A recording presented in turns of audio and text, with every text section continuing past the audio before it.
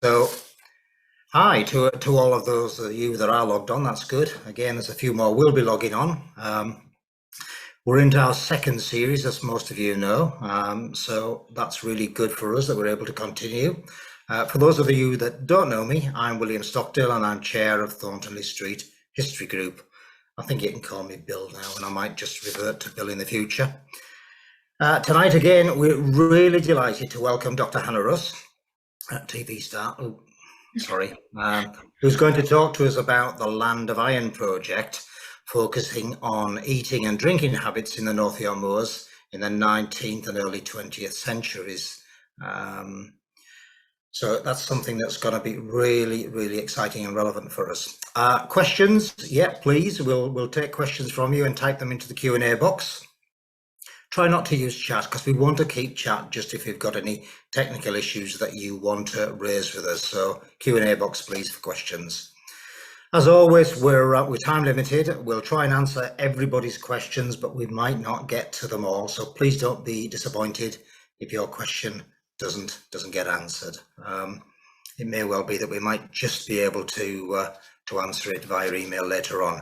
Okay, so enough from me. I'll now hand you over to Hannah. Thanks, Bill.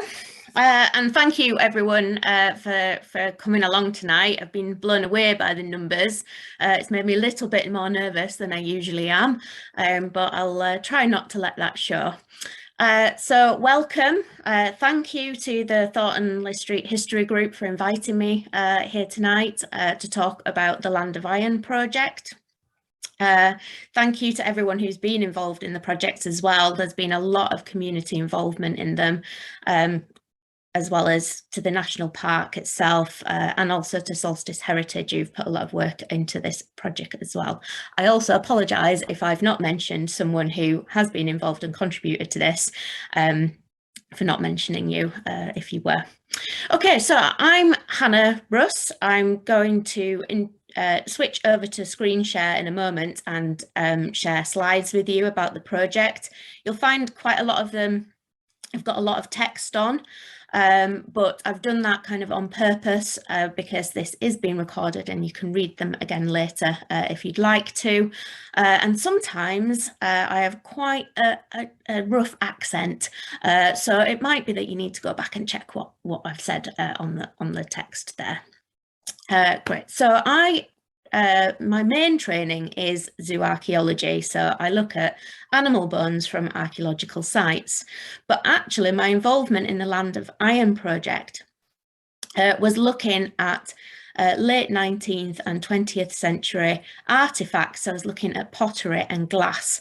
Now this is something that's really kind of deep-seated in my sort of childhood and upbringing, having a dad that was really loved doing bottle collecting, and I was really into kind of collecting 19th and early 20th century things. It was something that I grew up with. So when I had the opportunity to be involved in the Land of Iron project, I jumped at it. I really love learning about what people ate in the past, and that's why I'm a zoo archaeologist, but in this case, looking at totally different evidence. Okay, so I'm going to switch you over to my slides, hopefully.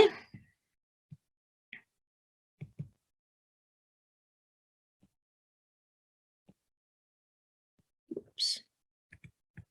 There we go. Okay, so eating and drinking in the Land of Iron. So I'm going to introduce the project a little bit, tell you where it is, what it was about, what the expected outcomes of the project, and then I'm going to get into some of the evidence that was recovered for the topic that I'm talking about tonight, so the eating and drinking. At the end, I'll sum up looking at the sites that were excavated, what we can say about eating and drinking, and then look at some of the outcomes of the project overall, before giving you all an opportunity to ask questions. Okay, so where and when? So for those of you who aren't familiar with the area, on this map outlined is the North York Moors National Park. The coastline that you can see there is the North Yorkshire east coast of England, and you can see that the area is absolutely huge, and it encompasses lots and lots of different types of environments. But 150 years ago, many parts of the North York Moors National Park looked very different to how they do today. The whole area was alive with industry, part of the very latter stages of the Industrial Revolution. Now, the main thing that took place in this area was ironstone mining, and for this there was the associated infrastructure, which in this case was railway. And these pastimes have left their kind of scars, their evidence across the landscape, and within the communities that live within that landscape. And we can see that evidence still today. So the Land of Iron project was about exploring that heritage and protecting the sites that are known, learning more about those sites, and also building in protection for the habitats and the animals that live within those habitats in those areas. So it wasn't just something that looked at archaeology. Archaeology was part of the project. It looked at the area in a more general and with a big focus on the environment as well. Okay. So there was a small team of people involved in the project at the North York Moors National Park. Overall, there were a huge number of people involved in the project. But this is some of the North York Moors National Park staff. There were various people involved in the excavations, and these included Solstice Heritage, who were kind enough to provide some of their reporting to me for the talk tonight. So thanks to Chris and Jim for that. And then we were commissioned to report on the finds that were recovered during the excavations. So we came in kind of right at the end to help understand what was going on in at these sites.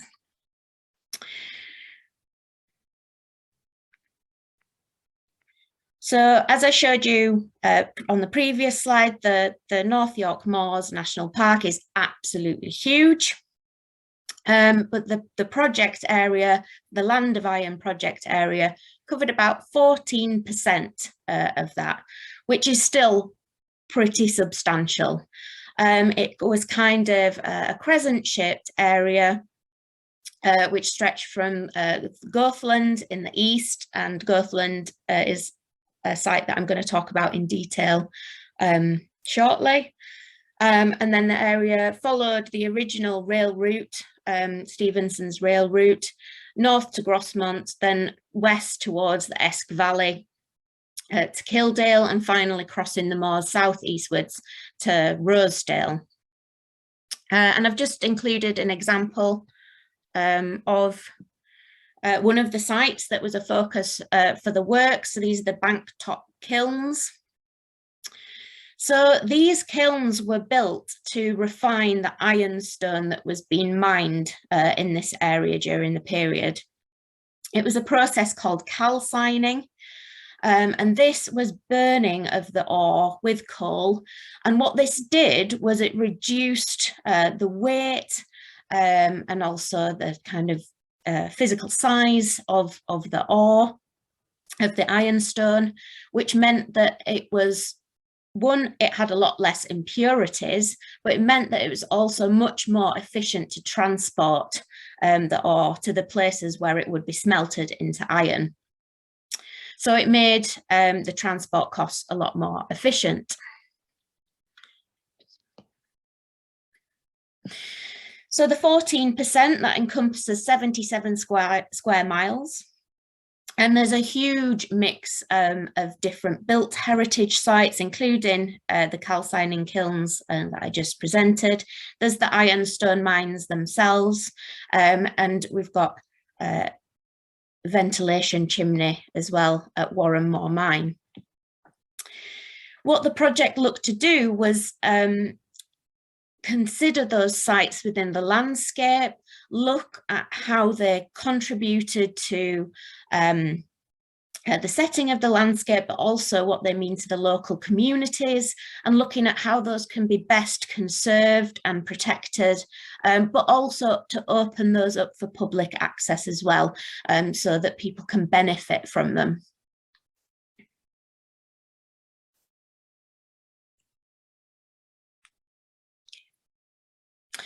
So on to the archaeology, which is what I'm going to focus on this evening.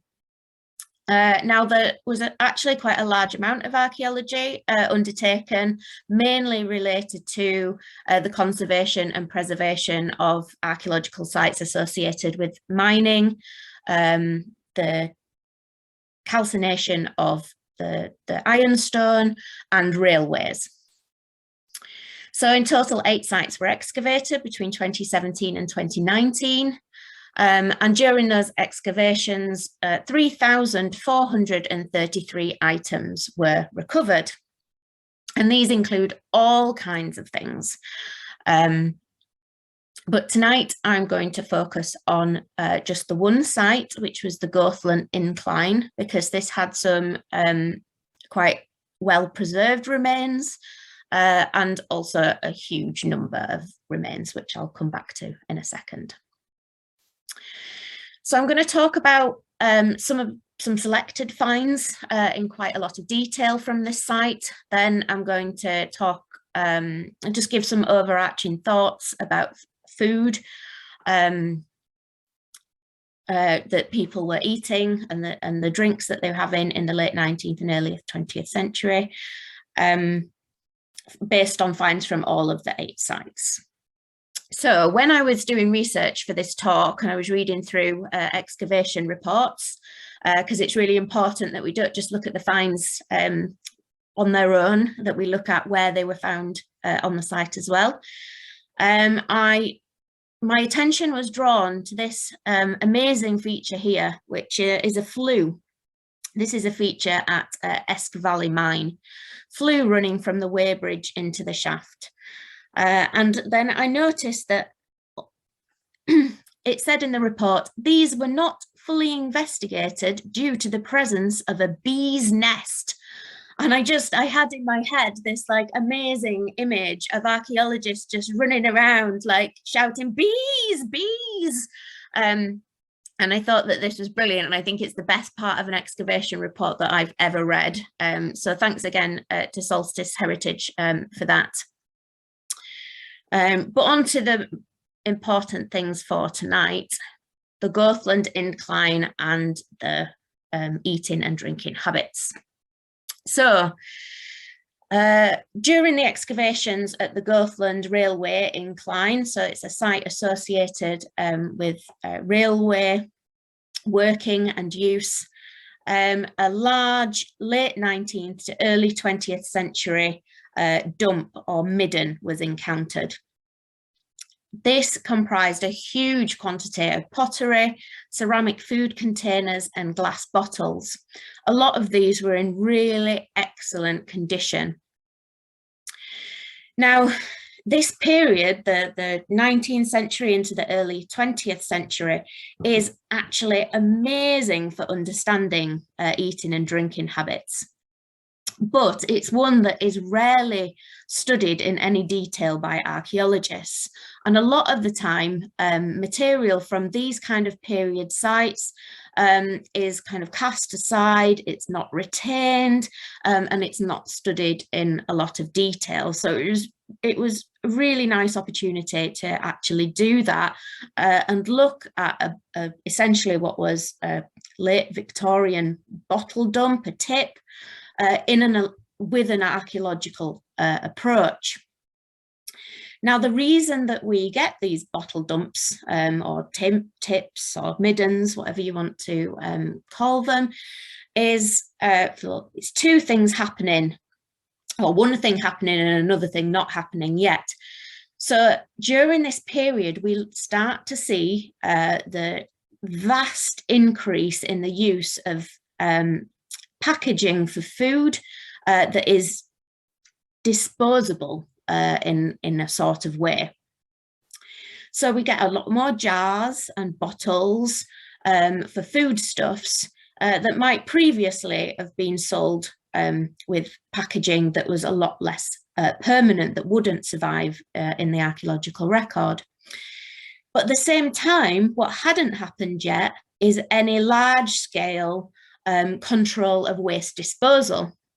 So what we see are these dumps that are kind of on sort of small to medium scale, local community scale. In some cases, you get individual household scale ones, and they might have been like down the bottom of the garden or whatever. But in this case, it looks like a small community dump, which is fabulous for archaeology because, you know, looking at people's rubbish is what we absolutely love and what we learn from. Okay, so I'm going to dive straight into the finds.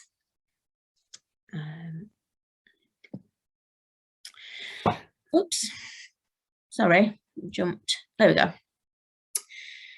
So one of the things that we found the most of were these, and parts of these, white and cream ceramic jars.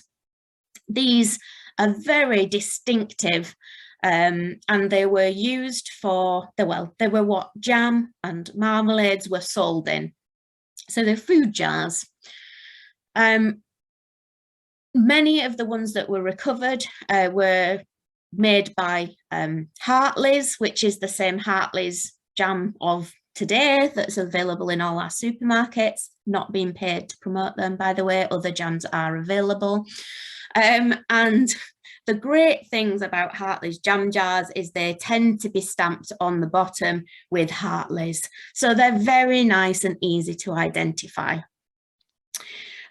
We see 2 or more different designs on the bottom for the stamps, and latterly, before the introduction of sort of glass standard jars, we start to see a stamp that is saying not genuine unless bearing the William Hartley's label. And in part, this was to minimise the reuse of these jars by other preserve making companies.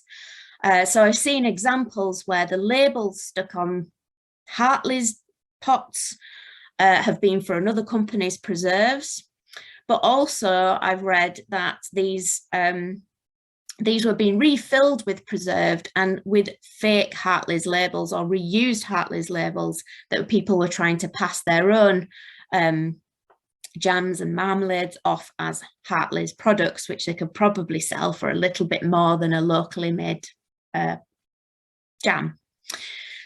So these are always a really nice find, and these they start being produced in the late 19th century and into the early 20th.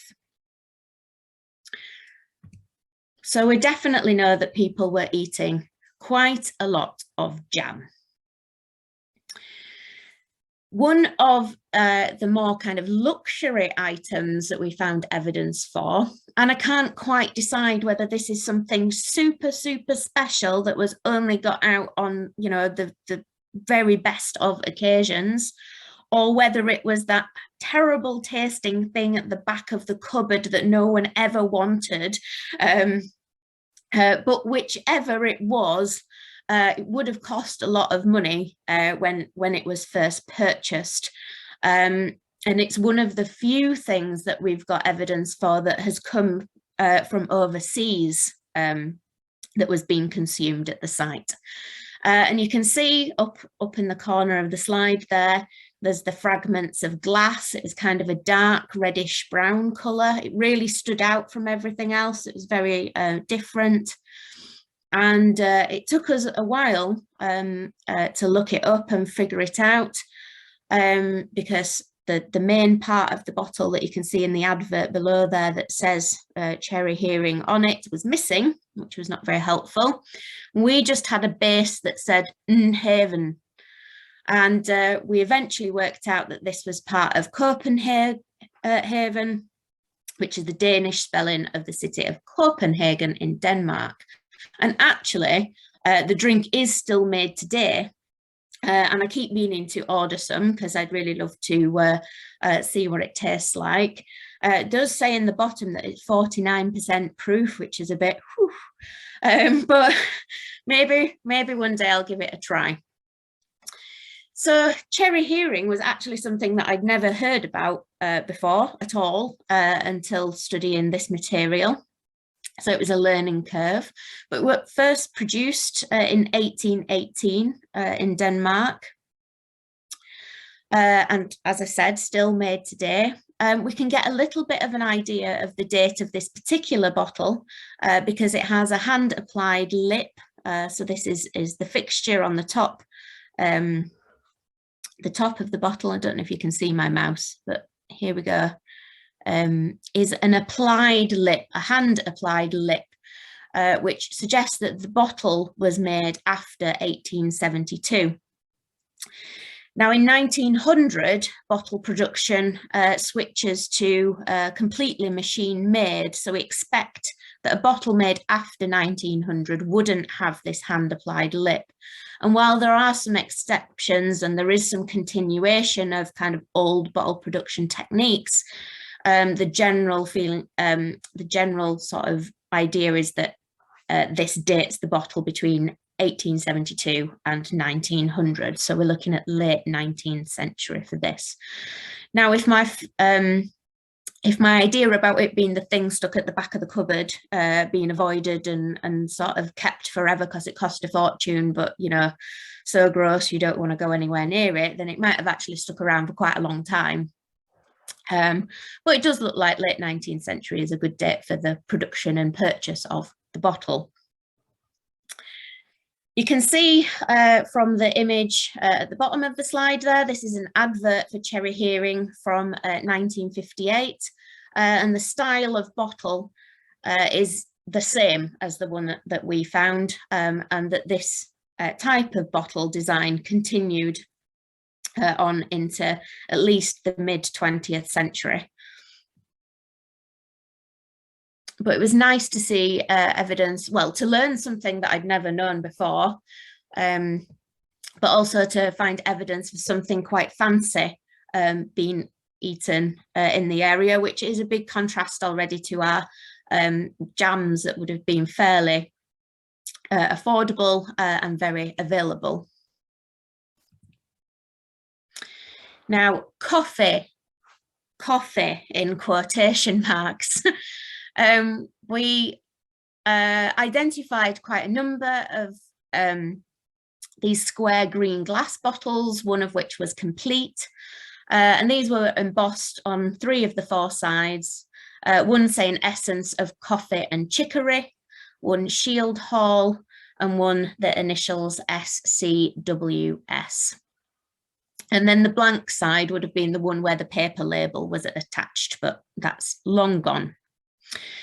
Now, the essence of coffee and chicory was developed as a kind of sort of, not a replacement for coffee, because most people wouldn't have been able to afford coffee in this period, but kind of a more affordable version of it, but was still considered fairly fancy.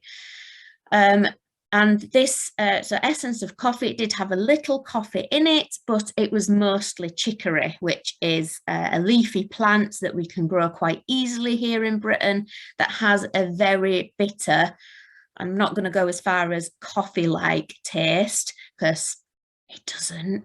But it was something that was developed to give people that kind of coffee-like flavour. This particular version of it was made, so the initials SCWS stand for Scottish Cooperative Wholesale Society. And this society was formed in 1868, and its main factory was located in Shield Hall in Glasgow. So we're looking at something that's not as fancy as our cherry hearing, but still quite, you know, It's not an everyday drink, and it's coming, you know, a fair distance, you know, not as far as Denmark, but a fair distance.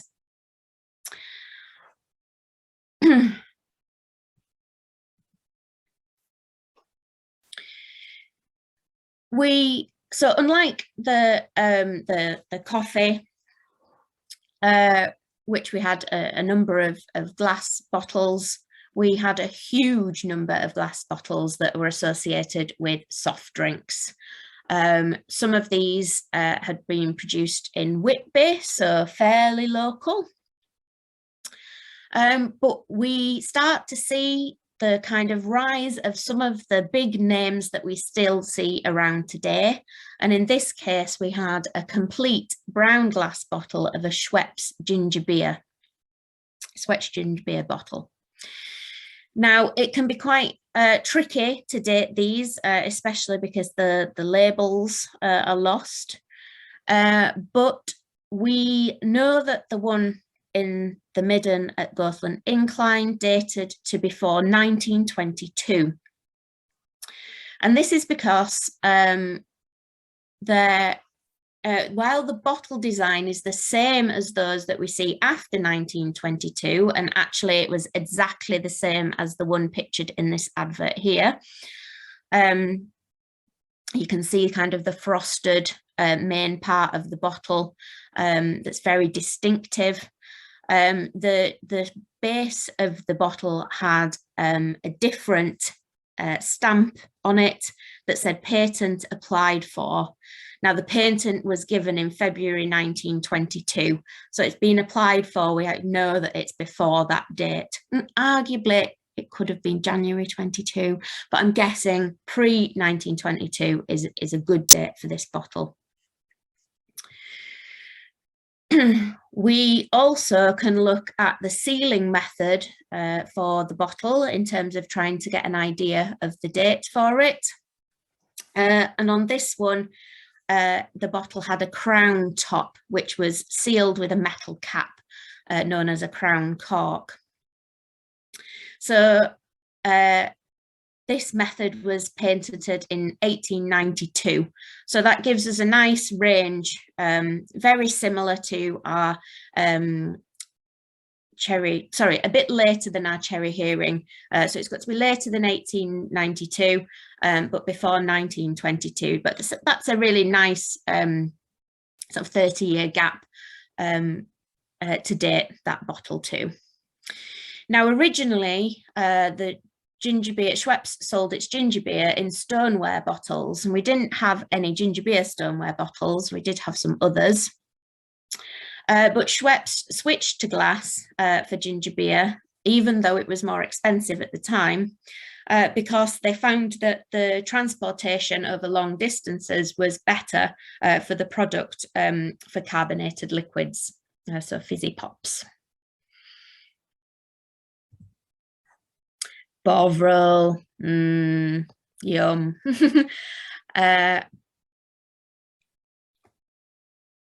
The Bovril jars that were recovered, and we had 6 complete ones, which is quite unusual to see so many complete examples, because these things were generally just being dumped, generally without a lot of care. So to see 6 complete ones was fabulous. They were all Bovril, no Marmite, no Oxo. But each of the 6 jars was actually different, which was also really interesting. And I should say that I emailed, I forget the name of the company, Unilever, I think now, the company that eventually bought the company that bought the company that bought the company that bought Bovril.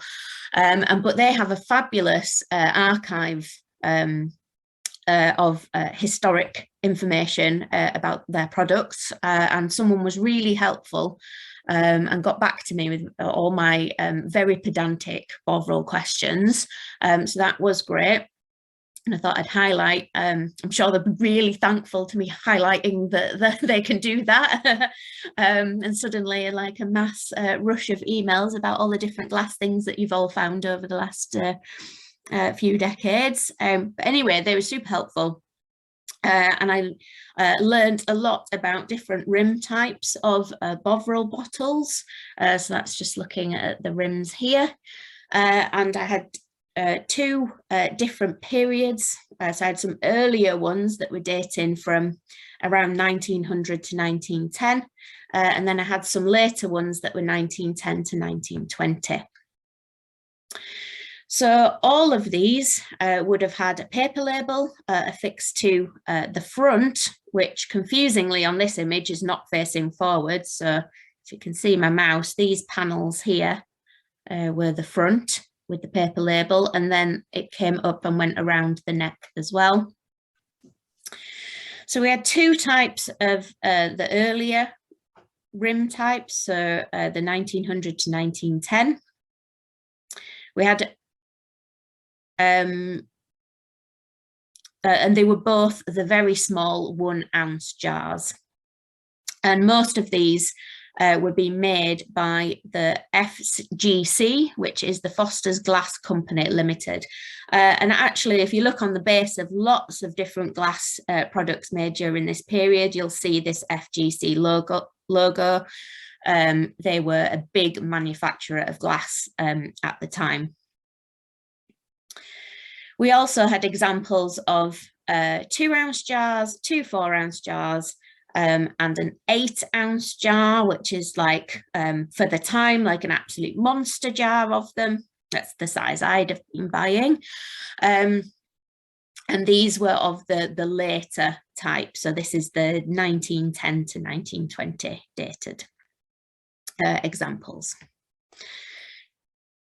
Now, there's lots of information on this slide about all the slight differences of the bottles that I won't go into detail about, because perhaps not all of you love Bovril jars as much as I do.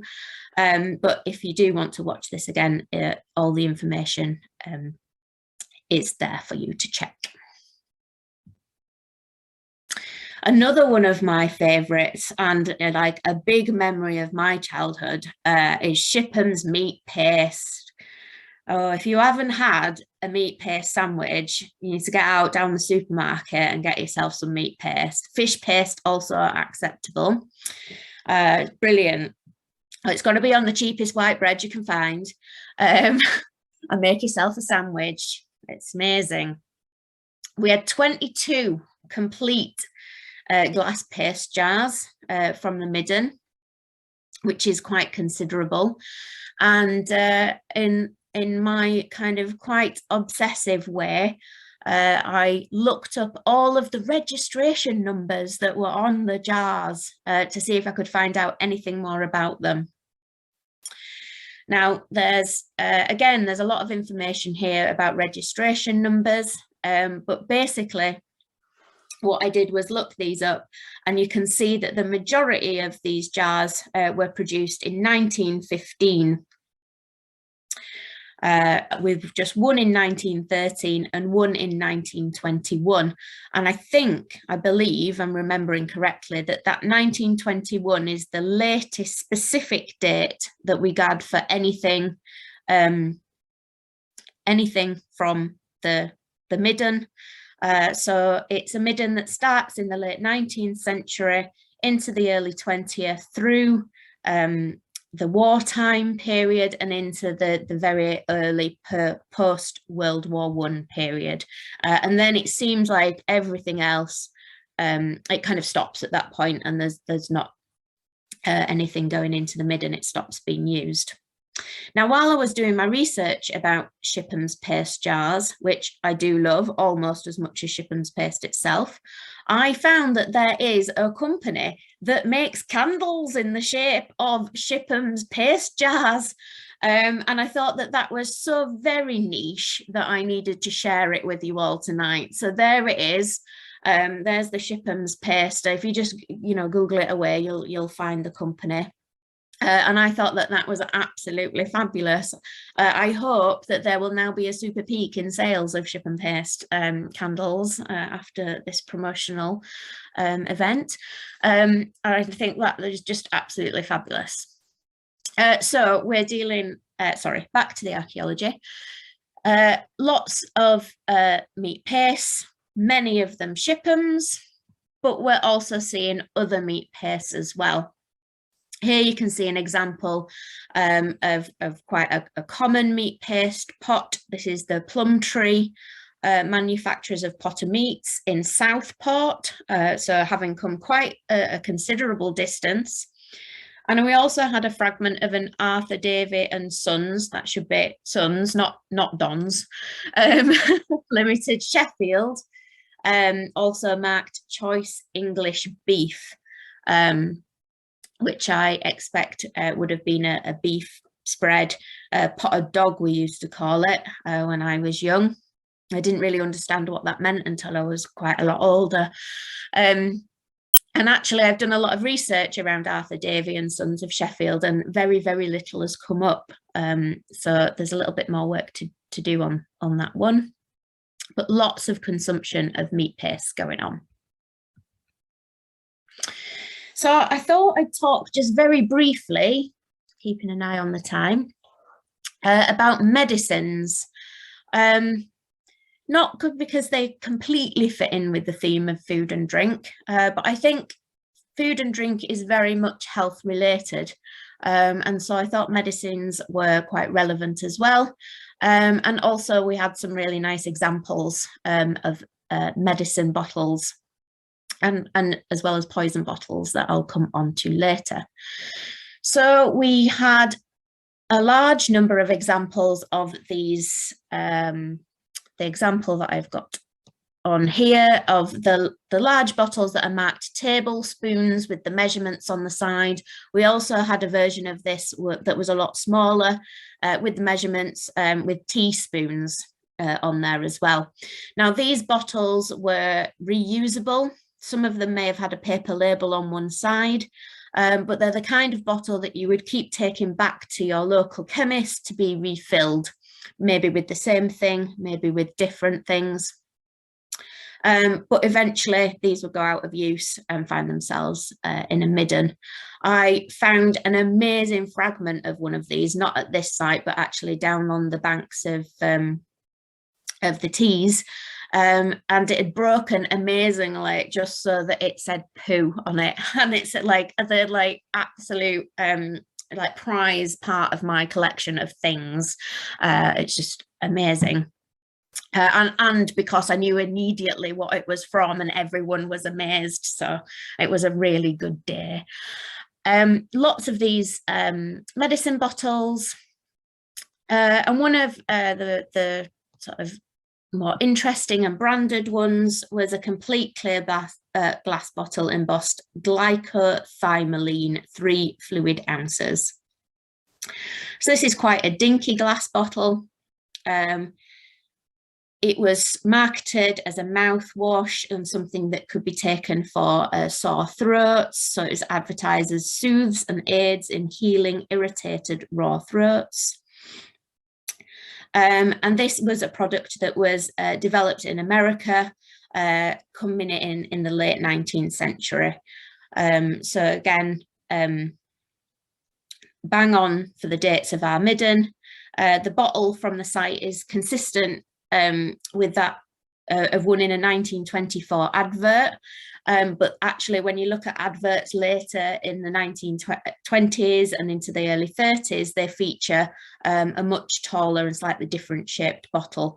So we know between 1894 and 1924, which is fitting in really nicely with the dates that we've had for other products in the Midden, especially that Schweppes ginger beer bottle. Lysol was a widely used antiseptic and disinfectant, was sometimes used sort of, what's the word I'm looking, diluted to gargle and sometimes as an eye wash as well. It's very kind of similar to the Dettol that we have today. The most common, there's lots of different types of Lysol bottles. And but this is the most common type that we see, and it's got this kind of cross-hatching embossed pattern on the bottle, and that's the type that we found. And again, this is dating nicely to the early 20th century. Now, there's a lot of text on this slide, and I do apologise for it. I tried to break it up in several different ways and failed. What I'll do is I'll present the information in sections, and I'll flick between the image and this slide as I go.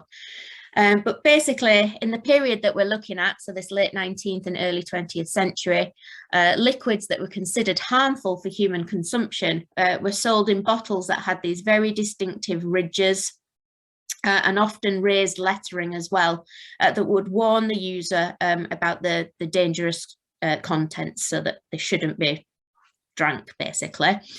So if I flick to this one, you can see examples of these types of bottles that were recovered from the Gauthland Incline site. So we can see the ridge marks on these, on all of these. Now, there were these were used because lighting was quite poor during this period. So you would need to feel the bottle, and that was a warning to say, you know, don't drink this. And it was also something that could be used by those who couldn't read or had poor eyesight. Sorry. So if we go back to the poisons slide, we've got, as you just saw, there's a huge range of different coloured and sized bottles. Again, these are ones that could be reused. You might take them back to the chemist, to the pharmacy, to be refilled with different liquids. And as such, it's very difficult to know exactly what was in any of them, because it could have been multiple different things at different times. The only one that we were able to tie down to an actual product was one that was marked J's down the middle of the bottle, and this would have contained J's fluid, and this particular example dates to around 1920, again fitting in with that latter date of the use of the Midden. If I just flick back, so I'm not sure how well you can see it, but J's is down this panel here, and you can just see the EYES on the end there. So that's the J's fluid bottle. So I hope you've enjoyed this whistle-stop tour of Victorian bottles and foodstuffs, and my love for Shipham's paste. I think that the evidence that we've seen, not just at the Gauthlan Incline site, but actually across all 8 of the sites, is in this later period of activity during the late 19th century into the early 20th century.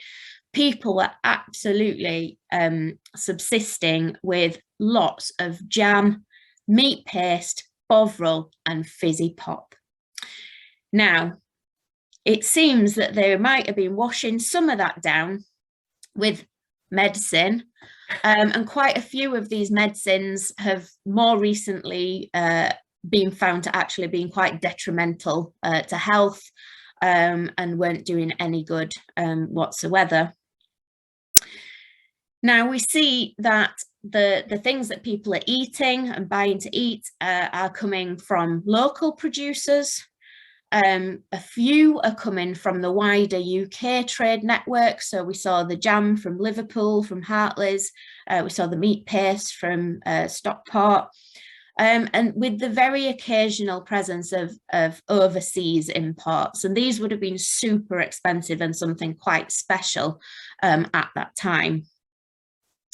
However, we do need to note that what we've seen in these Middens is a very biased view of overall diet, because we're only looking at foods that are sold in kind of ceramic and glass packaging. So anything that was sold in paper or things that would degrade in the ground, things like vegetables, fresh meat. We're not seeing any evidence of that in these middens. So we are just getting one aspect of the diet, but we can certainly say that the diet at the time was very much jam, meat paste and bovril focused. Now, the project was completed in 2021, which was a little bit later than anticipated due to COVID complications during the latter part of the project. But the Land of Iron project has had lots of positive impact on the landscape and the local communities. And I just thought I'd share those with you to finish up the talk.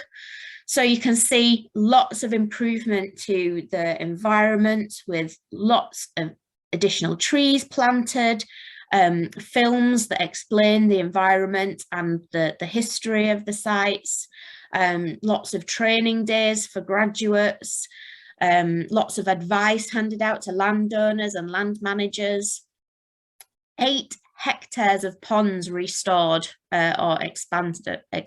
That's amazing. And in terms of archaeology and historic environment, they set up a branch of YAC, Young Archaeologists Club. So if you've got any young uns that are interested in learning more about archaeology, just look up your local YAC group and get them involved. It's amazing. We've got 55 3D models produced. We've got a new experience, new visitor experience centre installed. Oops, sorry. 26 community groups involved in the archaeology on the project, and 3 new visitor interpretation hubs created. I think that's an amazing outcome for a project, massively positive for the historic environment and also the natural environment as well. And I know that a lot of these sites are much more accessible now so that people can go and enjoy them and learn more about the heritage of this area. So I would just like to thank you all again for coming along. I hope you enjoyed the talk, and now you may only ask me nice and easy questions, please. Right. The first question is from very early on in your talk, and it was what are the products that come out of calcining? What's the waste product and what happened to it? That is a very good question that I only partially know the answer to, because I am not a specialist in calcining kilns.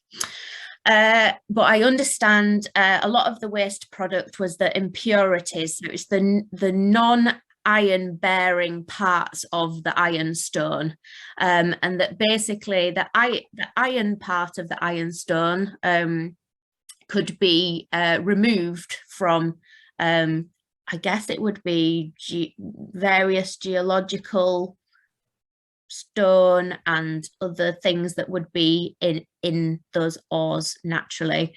But I apologise if that is really badly explained and not a full answer to your question. Now to get onto the foodie stuff. There were quite a few comments about cherry hearing. Somebody good. They remembered an advert, very cheering. Oh gosh, very cheering cherry hearing. And somebody else said it's used in Singapore sling. Oh, right. Cocktail. Okay, I'll have to try that. It was probably what Prince Charles was in trouble for, because at age 14 he ordered some cherry brandy in a pub, which was probably that. Oh, amazing. This is amazing. There's a question, was there any evidence of tinned food? Did you find any tins? No. Metal preservation was, it was either it just completely was lost due to corrosion, or it wasn't there to start with, and we don't know which. But yeah, no, we didn't see any metal. meltings.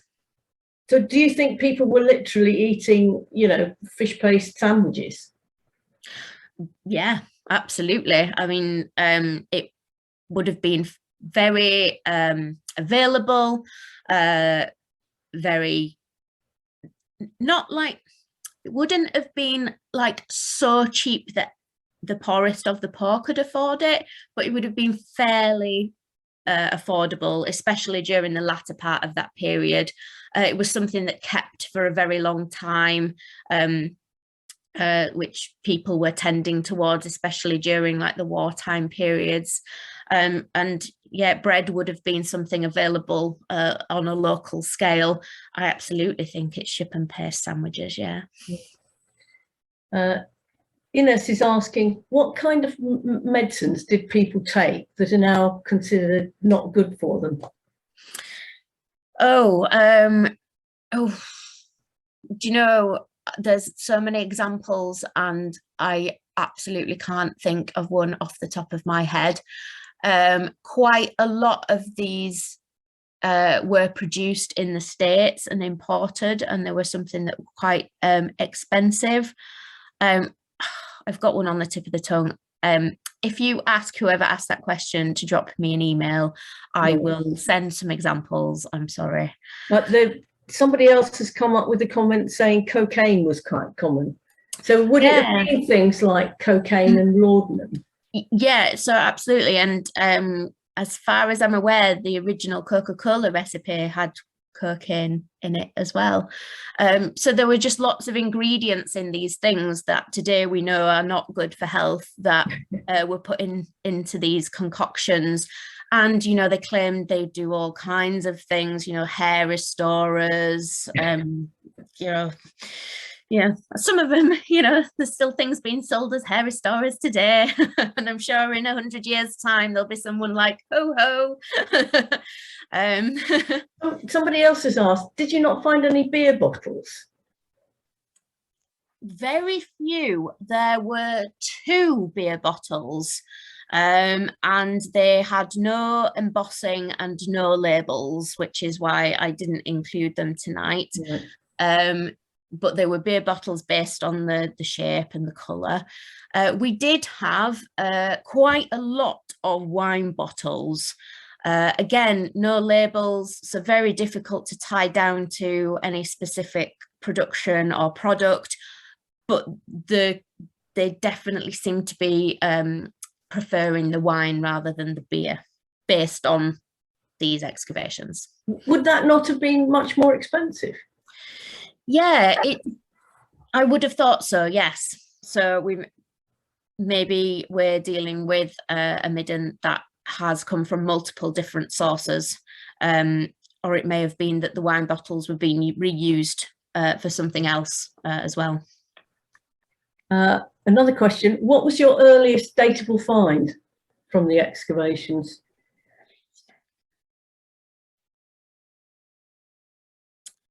That's a tricky one because quite a few of them have got long ranges on them. So there's some things that I suspect are late 19th, early 20th, but potentially could be early 19th. I think the earliest, I'm trying to think, there were nearly 3,500 items. So I'm just like trying to go through my brain and remember them all.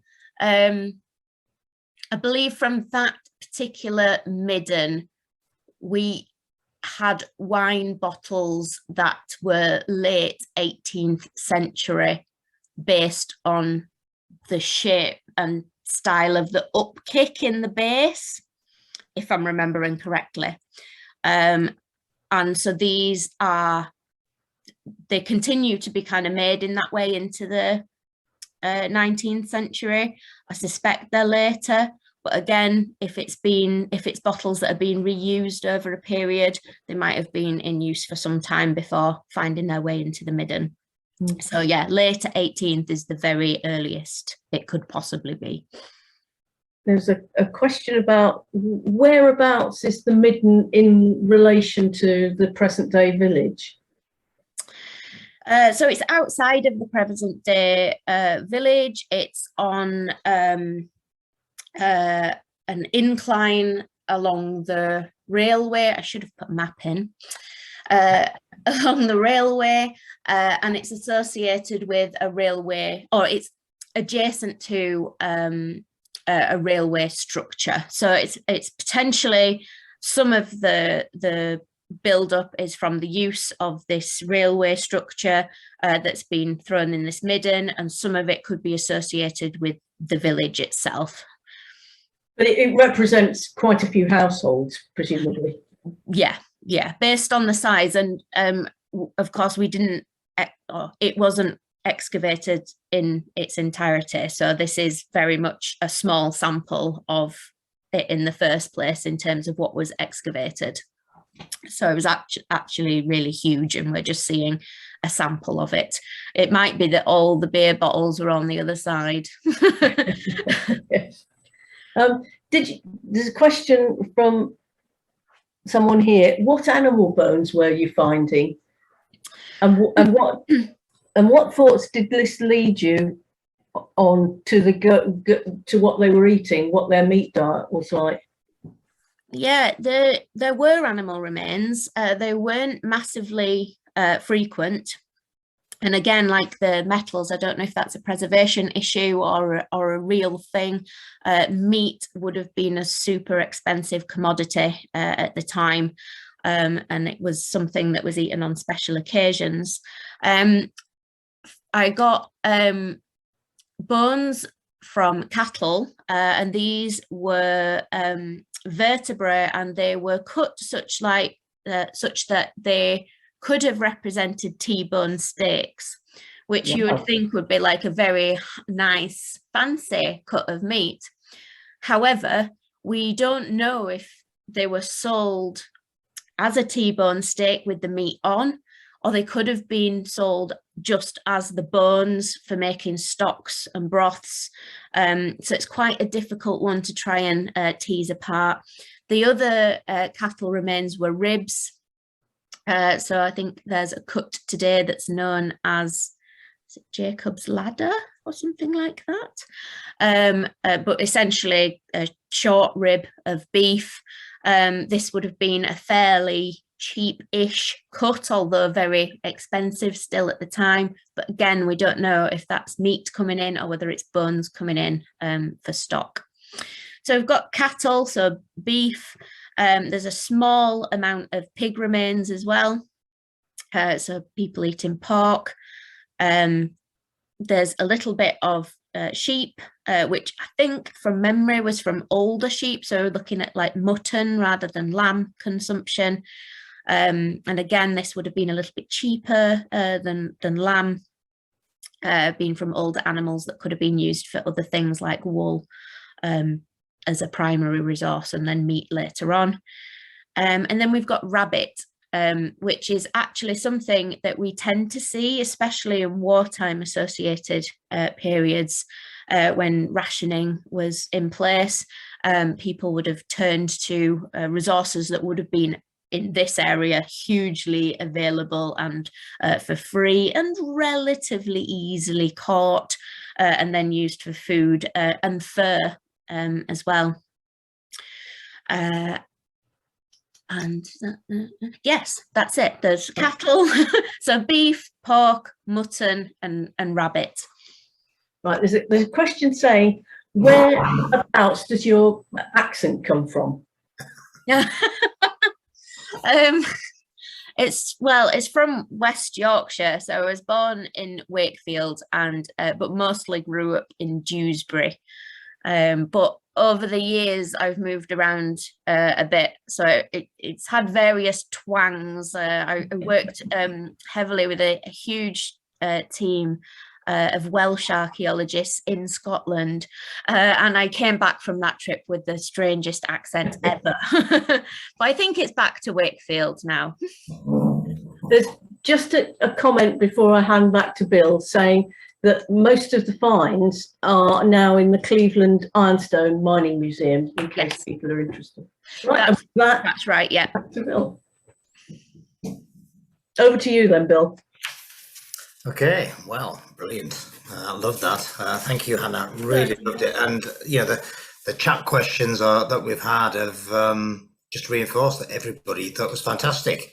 And I'm pleased that Pam was able to tell our international viewers what Bovril is. Not a big fan, but never mind. Never mind. I didn't even think of that. Good, excellent. Yeah. So no, brilliant, Hannah. Absolutely fantastic. Loved it. It went really, really well. I hope everybody else enjoyed it too. But please, let's have your feedback, good or bad, and we'll take it on board and see what we can come up with for you.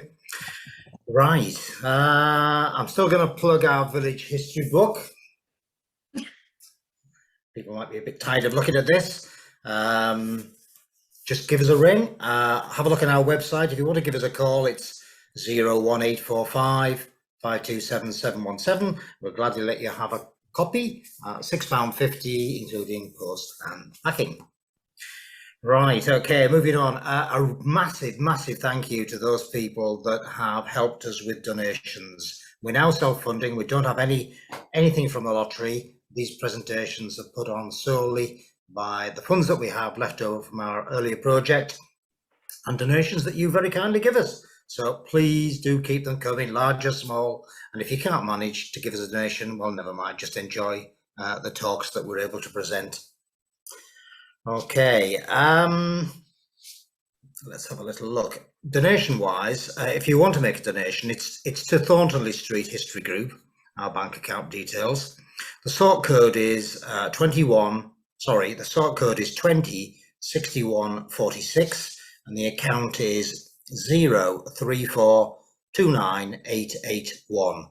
That's sort code 206146 and account number 034298881. If anybody who's international wants to make a donation and can't do so readily, just ping us an email and we'll try and provide you with some details. And the same goes for the book. If anybody who's international wants a copy of the book, ping us your details and we'll come back with a cost including international postage, and then you can decide whether you want to go ahead or not. Okay, right, moving on. Next webinar, 24th of February, when we are lucky to have Philippa Osborne, and Philippa is going to talk to us about a community project which is on the Saxon Minster precinct at Chewton Mendip in Somerset. Quite a good way southwest of us, but I'm certain this is going to be really, really good and very, very interesting. So that's about it from me tonight. So I'm going to say keep safe and well, and good night, and we'll see you soon.